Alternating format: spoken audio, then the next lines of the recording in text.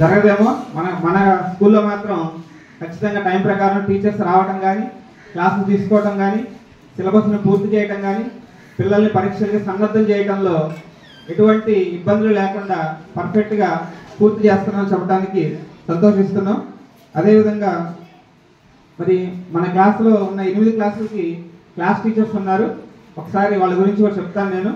మన 1వ తరగతికి సంబంధించి మన నజీం మాస్టర్, ఈ మాస్టరు 1వ తరగతి విద్యార్థుల్ని చక్కగా వాళ్ళలో ఉన్నటువంటి టాలెంట్స్, అంటే చిన్నపిల్లలు అయినా కూడా వాళ్ళతో ఇంకా వాళ్ళ వయసు కన్నా ఎక్కువ వచ్చేటట్లుగా వాళ్ళని తీర్చిదిద్దుతున్నారు. సంతోషం. అదేవిధంగా 2వ తరగతికి సంబంధించి నాగేశ్వర మాస్టరు ప్రతి ఆ క్లాస్లో ఉన్న ప్రతి స్టూడెంట్ని చాలా దగ్గరగా అబ్జర్వ్ చేస్తారు.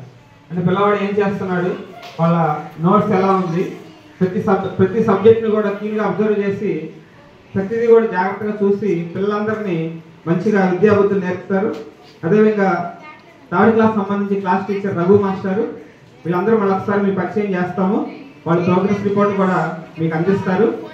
3వ తరగతి సంబంధించి మన రఘు మాస్టరు ఈ సంవత్సరం కొత్తగా మన పాఠశాలలోకి వచ్చారు. సార్ ఇంతకుముందు వేరే పాఠశాలలో 10th క్లాస్ వరకు చెప్పున్నారు. మరి మన పాఠశాలకు రావటం మన పిల్లలందరి అదృష్టంగా మీరందరూ భావించవచ్చు.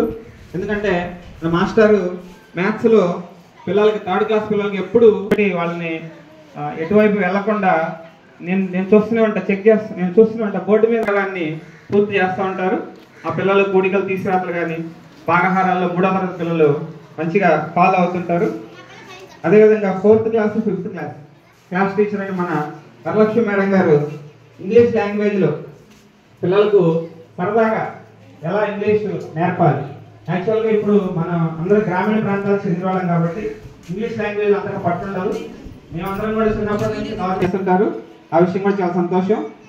మరి మేడమ్స్ కూడా ఎంతో దూరం నుంచి వ్యయ ప్రయాసాలకు వచ్చి మరి ఇక్కడికి వచ్చి సమయానికి కరెక్ట్గా 9 గంటల కంటే 9 గంటలకి స్కూల్కి వచ్చి ఈవినింగ్ 4 వరకు ఎక్కడికి ఎటు వెళ్లకుండా అందరం ఇక్కడే ఉండి ఈ పిల్లలందరికీ చక్కగా చదువు చెప్తున్నాం.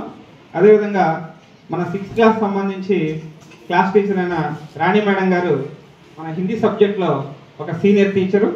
మరి ఈ మేడం గారు పిల్లలందరికీ చక్కగా నోట్స్ రాయించడం కానీ, అలాగే ప్రాజెక్ట్ వర్క్స్ కొత్తగా చేయించడం కానీ, చార్ట్స్ వేయించడం కానీ, అలాగే పిల్లల్ని డిసిప్లైన్గా ఉంచడం కానీ చాలా చక్కగా మెయింటైన్ చేస్తుంటారు ఈ మేడం గారు కూడా.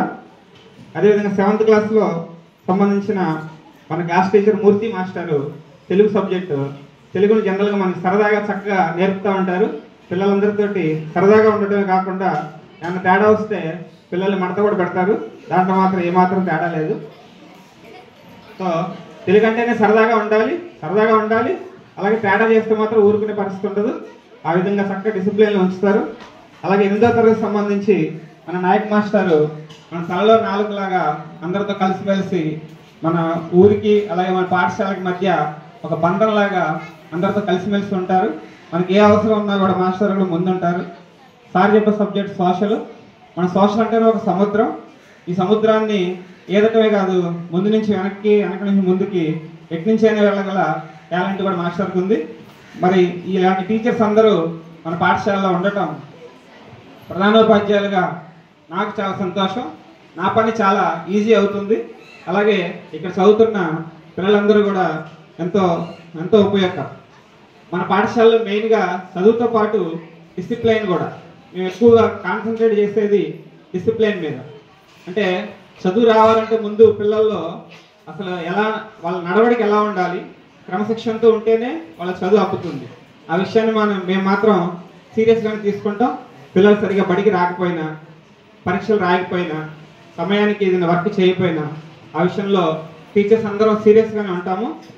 కొంతమంది తల్లిదండ్రులు మేము ఫోన్లు కూడా చేస్తుంటాము, మీ పిల్లాడు స్కూల్కి రాలేదని. కొంతమంది మంచిగా రియాక్ట్ అయ్యి ఇది ప్రాబ్లం చెప్తుంటారు. మరి కొంతమంది అయితే అసలు ఫోనే ఎత్తరు. ఎన్నోసార్లు చేస్తుంటాం. ఒక్కోసారి ఫోన్ చేసినప్పుడు ఏదో రకరకాల మాట్లాడుతుంటాం. వస్తాడులే, రేపు వస్తాడులే, ఎల్లుండి వస్తాడులే. కొద్దిగా అలాంటి సందర్భాలు కాకుండా కొద్దిగా మీరు కూడా బాధ్యతగా తీసుకోవాలని పాఠశాల తరఫున కోరుకుంటున్నాం. మేమైతే మా పిల్లల కన్నా కూడా ఈ పిల్లలతోనే మేము ఎక్కువసేపు గడుపుతూ ఉంటాం. మా పిల్లలతో మేము ఇంటి దగ్గర ఉదయం ఒక 2 గంటలు, సాయంత్రం 4 గంటలు ఉంటాము.